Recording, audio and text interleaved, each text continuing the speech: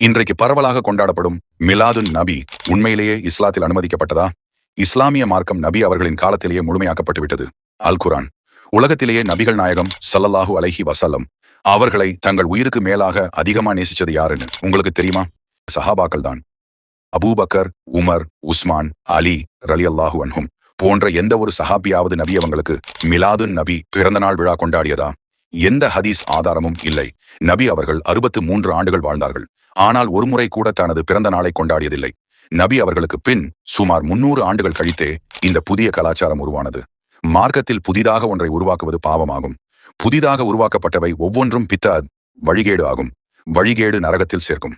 ஆதாரம் 1578. மிலாது நபி என்ற பெயரில் இன்றைக்கு பல வழிகேடுகள் நடக்கின்றன.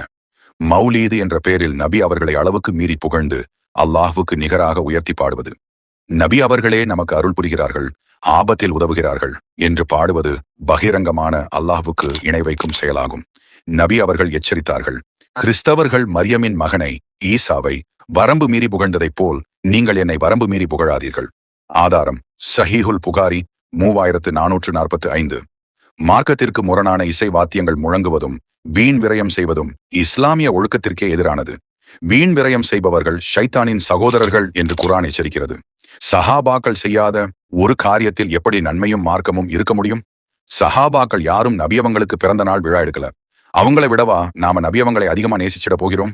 உண்மையான அன்புன்றது வருஷத்துக்கு ஒரு முறை கொடி பிடிச்சு பிரியாணி கொடுக்கறதுல இல்லை, நபியவர்களின் வழிமுறைகளை தினமும் கடைபிடிக்கிறதுல தான் இருக்கு.